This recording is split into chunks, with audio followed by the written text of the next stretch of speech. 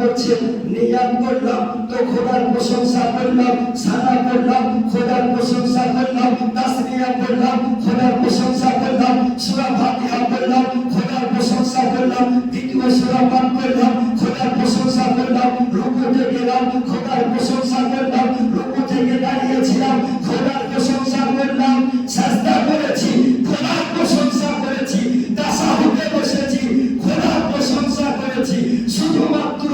নবীর প্রতি সালাম পাঠ করিনি তো আমার নামাজ কেন হবে না? তাহলে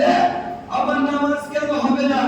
অন্য ব্যক্তি আছে ও বলে যে নামাজ পড়ো, খোদার ইবাদত করছি, খোদার প্রশংসা, খোদার ধ্যানে পড়ো, নবীর ধ্যান যেন না আসে, বলে না?